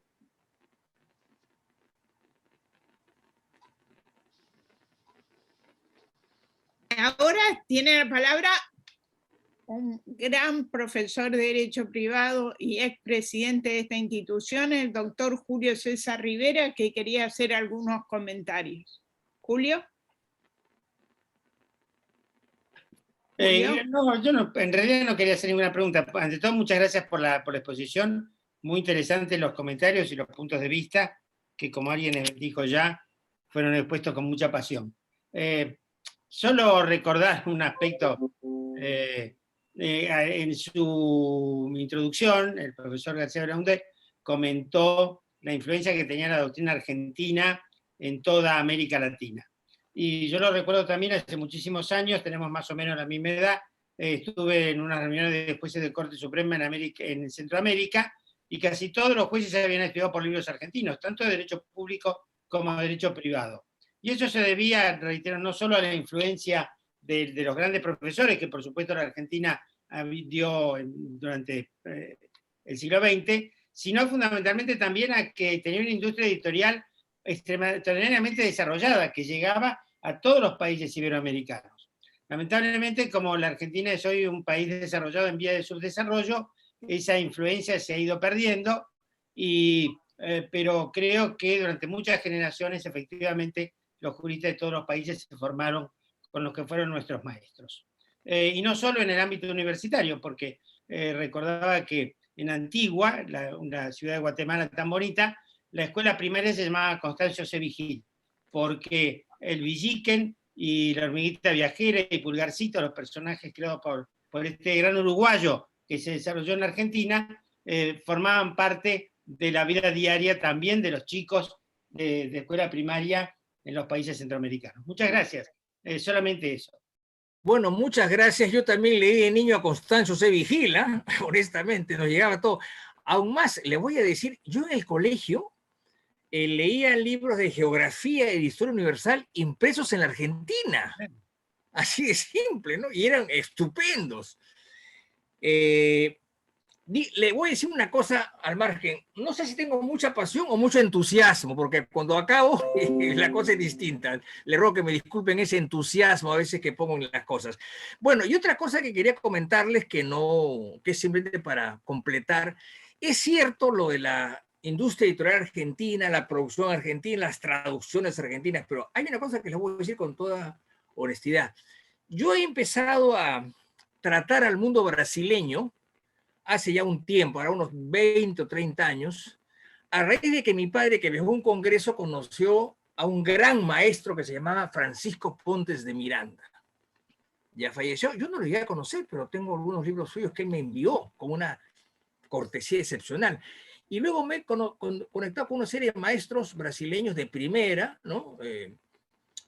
Pinto Ferreira, por ejemplo, no hablo de Miguel Reale, que es el gran teórico filosófico, ¿no? Paulo Bonavides, etcétera, de primera, ¿no? Ahora, ¿cuál es el problema con la producción brasileña? Yo tengo muchos libros en portugués comprados allá, inclusive tengo algunas traducciones de grandes maestros europeos al portugués que no están en castellano. ¿Qué pasa con esta gran producción brasileña que es así superabundante? No se exporta, no se lee, ese es el problema. Yo una vez traje a través de un editor unos manuales brasileños y no los compró nadie, porque la gente por flojera no lee. Esa es una tragedia. Pero en fin, la Argentina sigue siendo, aunque antes lo era muchísimo más, un referente. Muchas gracias por sus comentarios. Gracias, gracias doctor. Ahora tiene la palabra el doctor Marcelo López Alfonsín. Marcelo. Sí, gracias Graciela. Por supuesto, mis primeras palabras de agradecimiento por la tan intensa exposición del maestro García Belaúnde. Una pregunta muy cortita que pretende complementar la primera pregunta del doctor Alberto Alavía. La preocupación de Alberto en relación con el constitucionalismo popular y con el neoconstitucionalismo apuntaba más que nada a que se quieran llevar puesto la teoría de la representación política. Y mi preocupación apunta más a otro aspecto que lo veo mucho más todavía en el neoconstitucionalismo latinoamericano, que es la teoría de la división de poderes. Me gustaría saber si compartís esta idea, Domingo, y cuáles serían las herramientas que tenemos desde el punto de vista de la teoría más clásica del derecho constitucional para enfrentar eso que es un discurso muy, muy popular, aparte de populista, en relación con el quién manda de nuestras sociedades latinoamericanas. Te agradezco mucho, Marcelo. No tengo presente, si tú me lo recuerdas, en este momento, lo que sostiene el neoconstitucionalismo latinoamericano sobre los poderes. Si me lo recuerdas, te lo agradecería. Básicamente, una idea de disolución, de alguna forma, de la trilogía clásica, el fortalecimiento de la teoría del poder electoral, y de alguna forma una disolución de la supremacía constitucional en base a esta idea de fortalecimiento de la teoría del poder popular. Esto está en la Constitución ecuatoriana, sí. En menor medida me parece en la venezolana, y quizás la vimos muy fuerte en el caso de Bolivia, cuando fue inclusive hasta la propia elección popular del Tribunal Constitucional de ese país.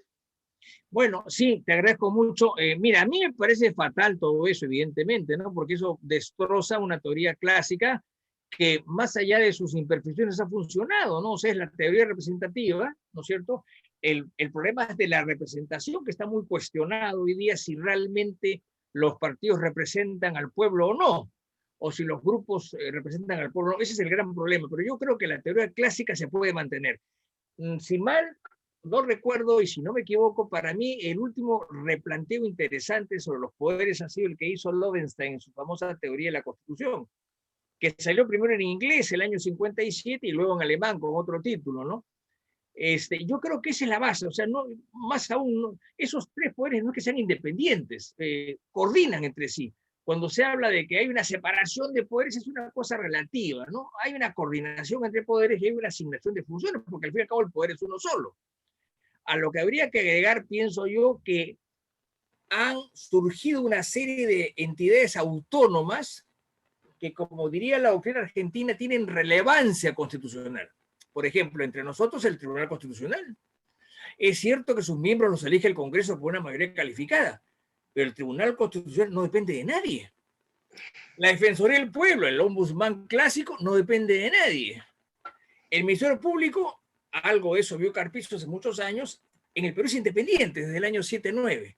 O sea, tiene al frente un fiscal de la nación que es el custodio de la legalidad, o el custodio de la legalidad penal, ¿no es cierto? Y al costado del Poder Judicial, que es independiente. O sea, entre sí hay coordinación, pero hay plena autonomía. Entonces sí, yo creo que hay que estar preocupado por eso, pero hay que sostener básicamente la tesis clásica, que yo creo que no se ha desarmado, sino que hay que ayornarla, por así decirlo. Pero yo pienso que en materia constitucional lo básico no se ha cambiado en los últimos 100 años, porque el año 18, después de la Gran Guerra, empezaron una serie de cambios, con la Segunda Guerra igual, y después del 45, lo básico está ahí, ¿no? No hemos inventado nada, lamentable o felizmente. Te agradezco mucho, Marcelo, tu inquietud. Muchas gracias. Gracias, amigo. Gracias, doctor. Ahora le toca el turno a Alejandra Rodríguez Galán. Alejandra ha vivido, doctor, muchos años o varios años en Rusia. Ah, qué interesante. Así es, así es. Muchas gracias, Graciela.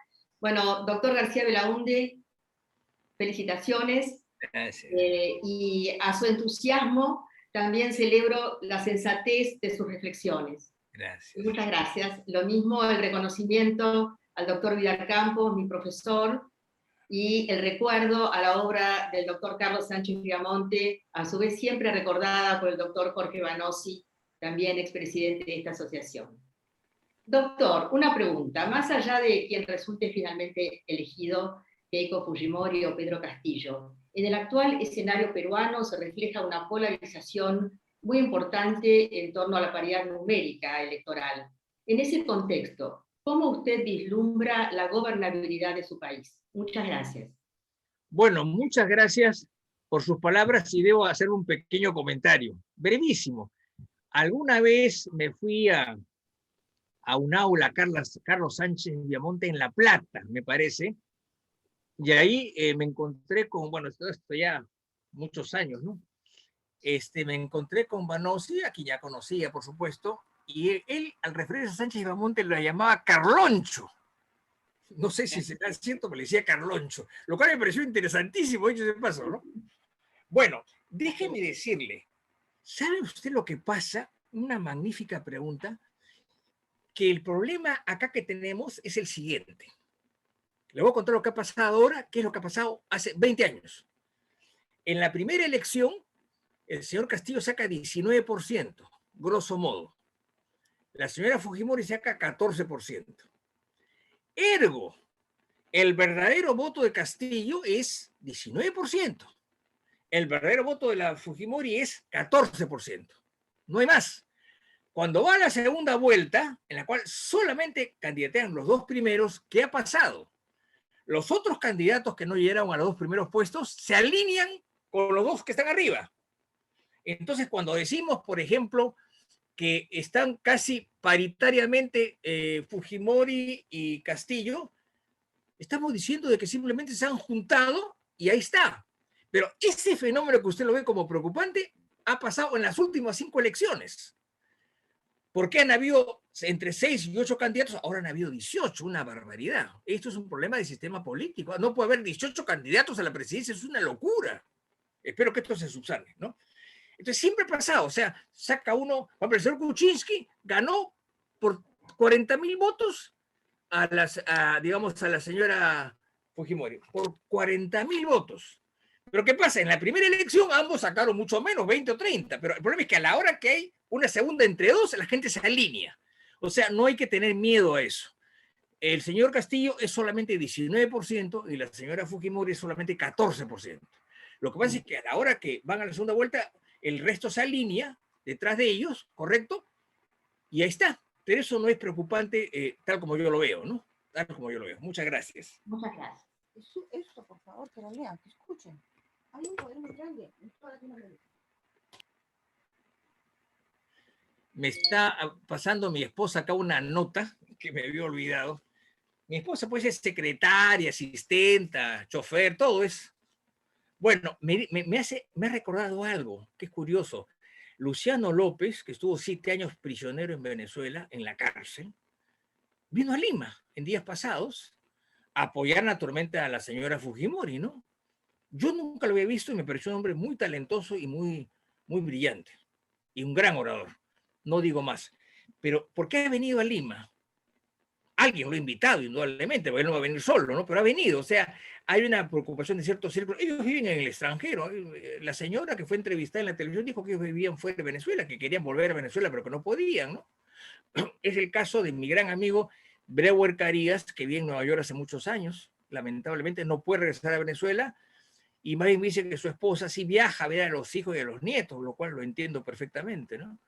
Entonces hay una especie, diría yo, de mancha política que está detrás de estos procesos para ir extendiéndose, y eso es precisamente el neoconstitucionalismo latinoamericano, que bajo estas frases, digamos, muy bonitas y muy acarameladas, hay simplemente un voto o una intención marxistoide de hacer puré, de ser posible, nuestros sistemas políticos, como yo lo veo. Discúlpeme esa expresión.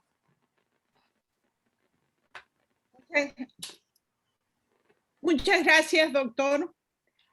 Ahora el doctor Alejandro Pérez Gualde. Alejandro. ¿Dónde está Alejandro? Que no lo veo hace tiempo. Lo cierto, Domingo, no hace tanto.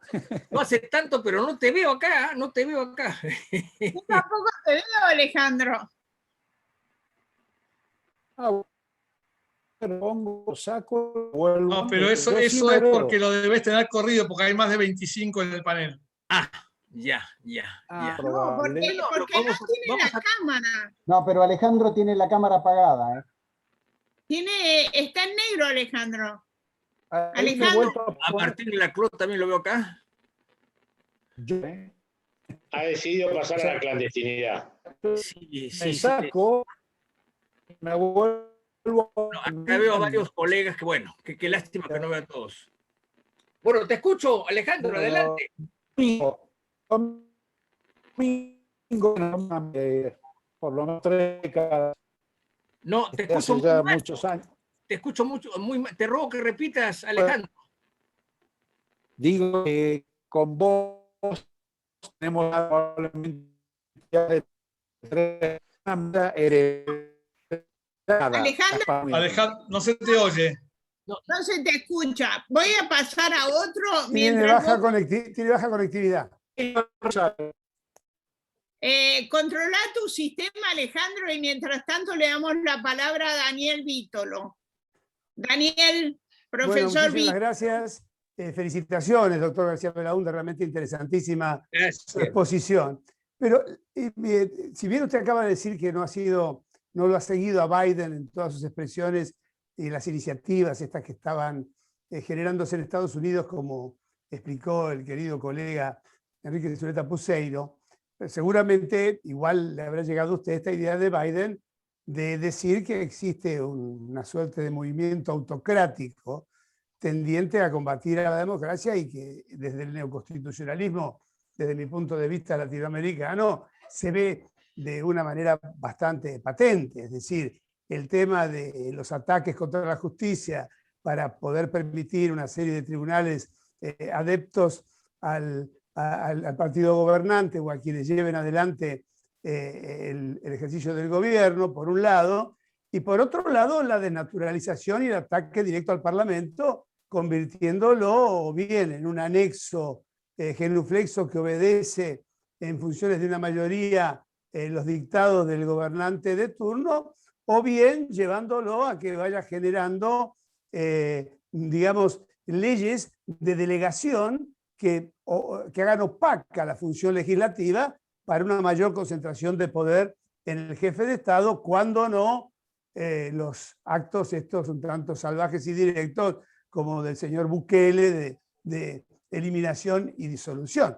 Pero en realidad la pregunta mía es si esto no es realmente un atraso de 100 años, porque yo me acuerdo que el 2 de agosto de 1920, en el segundo congreso de la Tercera Internacional, el señor Vladimir Ilich Ulyanov, conocido como Lenin, cuando hablaba de la división de poderes y del Parlamento, decía que el parlamentarismo es producto de un desarrollo histórico que no podrían suprimir mientras no tuvieran fuerza suficiente para disolverlo, pero en realidad querían disolverlo. Y sostenía que solo si se formaba parte de ese Parlamento se podía, partiendo de condiciones históricas concretas, luchar contra los parlamentarismos, viéndose precisados a luchar en el Parlamento para destruir al Parlamento. Y muy poco después, 13 días después, el 15 de agosto, en una carta dirigida a los comunistas austríacos, este líder de la Revolución Rusa decía: mientras no podamos disolver el Parlamento burgués, tenemos que actuar contra él desde fuera y desde dentro.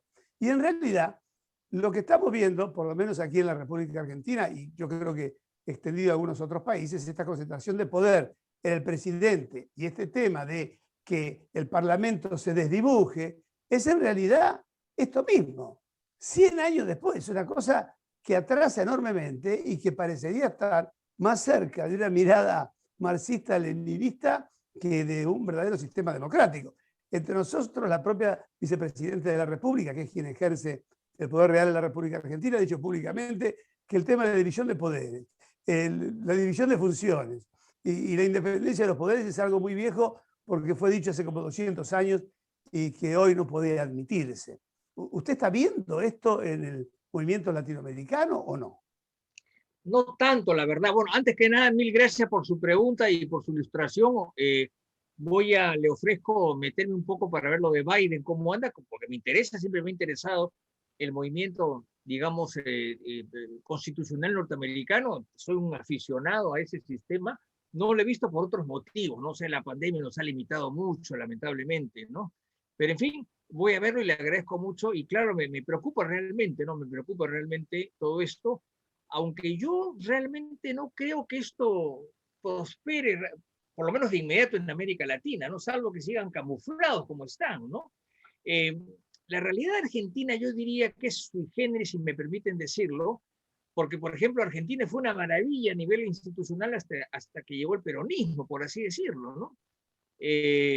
Una cosa muy curiosa, que porque después de Perón resucitó, él estuvo acá en Lima en los años 70 más o menos, cuando volvió al poder, que fue otra persona, indudablemente, pero yo he notado una cosa peculiar en Argentina de peronistas en todas partes, aunque con diversos nombres, y estas perpetuaciones en el poder, como dice usted bien, la señora Kirchner es la que maneja todo, eso es lo que se ve acá. Yo creo que el asunto de la Argentina, políticamente hablando, me refiero, es peculiar, eso no pasa aquí y no creo que pase en otras partes, ¿no? Entonces, es una cosa preocupante, indudablemente, ¿no? Pero, en fin, eso es lo que yo veo desde fuera, y lo de Biden lo voy a ver, y le agradezco mucho sus reflexiones, me han interesado muchísimo, muy gentil. Bueno, ahora sí veamos a ver si Alejandro Pérez Valde. Ahora sí Alejandro. te veo. Sí, se ve, me veo. Hola Alejandro, ¿cómo estás? ¿Qué dices? ¿Cómo estás, Domingo? Me has hecho acordar, hace 20 años me invitaste a Perú. Sí. Por primera vez y después muchas veces fui. Y en esa primera incursión al Perú fuimos a un congreso a Piura, correcto, donde me hiciste sentar al lado de Valentín Paniagua. Y realmente en una cena que hubo en los jardines de la Universidad de Piura, y Valentín Paniagua me decía, veníamos de la gran crisis argentina, estoy hablando de principios de febrero del 2002, teníamos un caos. Y él me decía, en su país, taxis. No ha habido más de esas palabras de Valentín, porque él sí sacó al Perú. Entonces, bueno, después fui muchas veces y, bueno, siempre gracias a los amigos como Eloy Espinosa, Jorge Danós, Antonio Abruña, bueno, gracias a ellos he ido muchísimas veces más y siempre noté una preocupación especial, una especie casi de prevención por la custodia de la unidad del Perú. Yo diría casi como una preocupación especial respecto de la posible ruptura de la unidad del Perú. O sea, como frágil su estabilidad unida. O sea, tanto que hasta no veían con mucho agrado que uno hablara de federalismo. Y eso que yo nunca he hablado de federalismo en términos exagerados, ¿no? Pero quiero saber si continúa esta preocupación y cómo va a jugar esta opción que están ejerciendo hoy frente a ese tema en el Perú. Bueno, te agradezco mucho, Alejandro, verte de nuevo, aunque sea a la distancia, y has sido infiel a tus recuerdos. Yo primero conocí a tu padre, no te olvides. Sí. Es una amistad heredada. Así es, en un congreso. Más de 20 años. lo conocí, me parece que en un congreso o antes que hicieron sobre la democracia organizado por Carlos Santiago Nino, que ya falleció, era un filósofo del derecho muy interesante.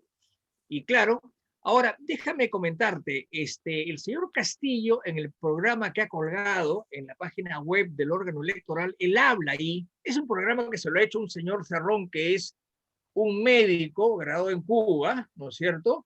Y que no postuló a un cargo específico porque tiene una condena por corrupción. Ya te puedes imaginar, esa es la gente que va, ¿no?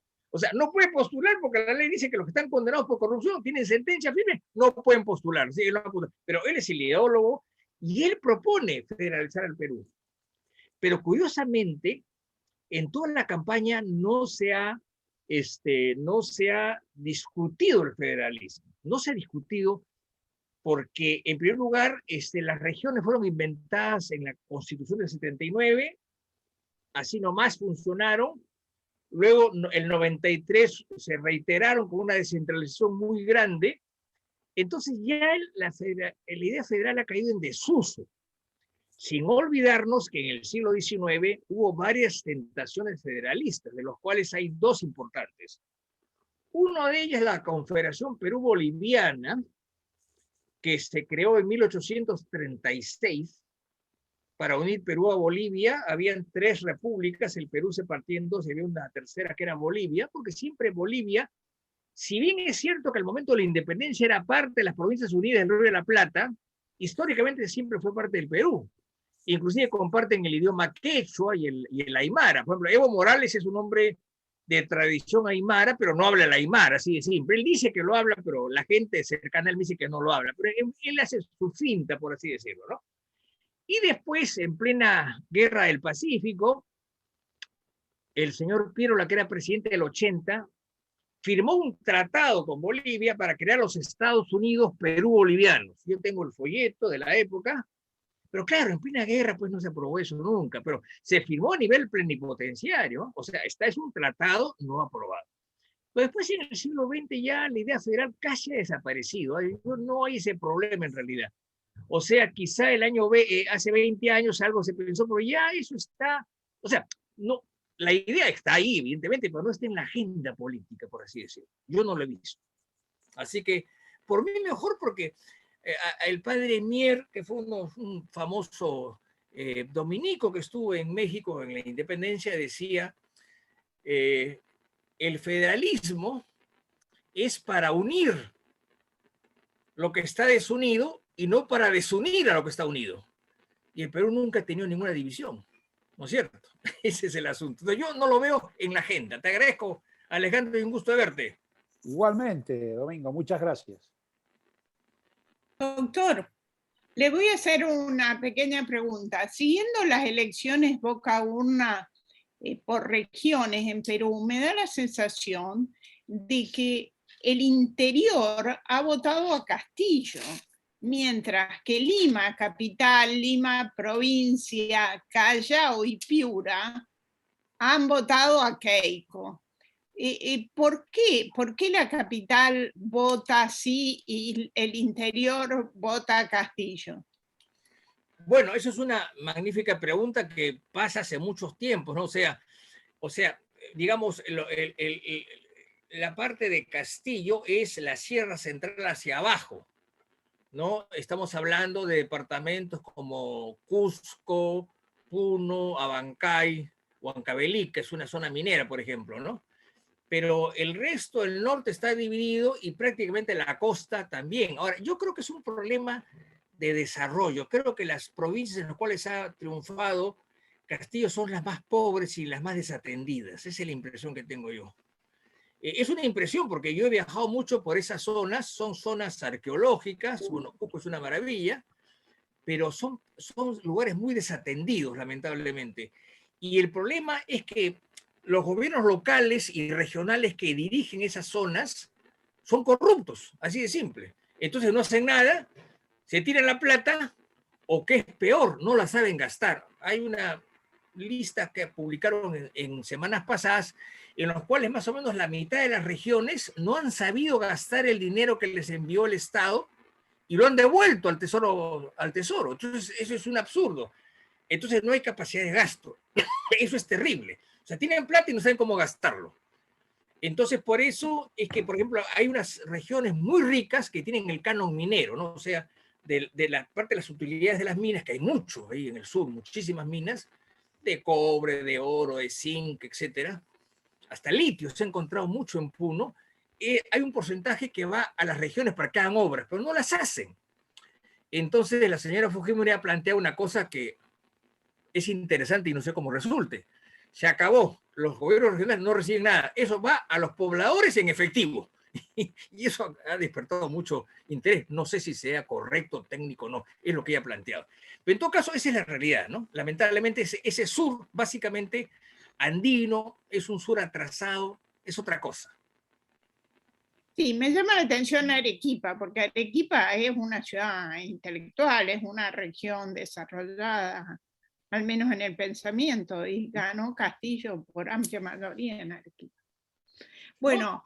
De hecho, Graciela, te cuento que el último parte electoral de la OMPE dio vuelta a Castillo y está ahora ganando Castillo la elección. Sí. Sí. No, bueno, pero es coherente con lo que acaban de señalar. Si los lugares más alejados y más pobres, que son generalmente los últimos en llegar con sus cómputos, han votado a Castillo y la diferencia es tan chica como dicen, creo que se podría descontar el triunfo de Castillo. Creo que es casi una... Los extranjeros, faltan los extranjeros. Pero no sé si son tantos. Bueno, o sea, la geografía del Perú puede hacer lento el cómputo. Bueno, te contaré, Alejandro, que el voto extranjero registrado son unos 900.000 personas, de los cuales han votado casi el 50%. Así que eso no sabemos qué viene, ¿no? Hay que esperar. No sabemos. Bueno, para terminar, el doctor Manili va a cerrar esta jornada y no sé si quiere hacerle alguna pregunta al expositor. Pablo. Bueno, muchas gracias, Graciela. No, simplemente un comentario y después cerramos con el agradecimiento. Coincido 100% lo que has dicho respecto del neoconstitucionalismo. Yo he estudiado el tema. He encontrado un solo trabajo serio que es de Alfonso Santiago, miembro de nuestra asociación. He leído los trabajos de Carbonell en México, de Prieto Sanchís en España, de Susana Povolo en Italia. Realmente no encuentro cuál es el contenido de ese nuevo rótulo neoconstitucionalismo. En el mejor de los casos es un nombre nuevo para algo viejo, y en el peor de los casos tiene esa inclinación, digamos así, militante que vos bien definiste, Domingo. Y en segundo lugar, recuerdo esa discusión que tuviste con Roberto Caldas de la Corte Interamericana. Eso fue en Querétaro en 2017. Yo estaba presente. Me rectifico. Estábamos festejando los 100 años de la Constitución de Querétaro, ¿te acuerdas? Sí. Yo escuché, presencié esa discusión y realmente el aire se cortaba con cuchillo, ¿no? Y a los 3 meses nos enteramos de este problema del señor Caldas. Domingo, en nombre de nuestra asociación, te damos las gracias por haber compartido tus conocimientos, tus anécdotas, tu pasión y tus noticias de lo más reciente que ha ocurrido en Perú. Para nosotros fue un gusto tenerte aquí, sabemos que sos uno de los constitucionalistas más importantes del continente, así que estamos honrados con tu presencia. Gracias en nombre de todos. A ti nuevamente y yo muy honrado por ser recibido por lo mejor de la Argentina. Muchas gracias. Muchas gracias, doctor.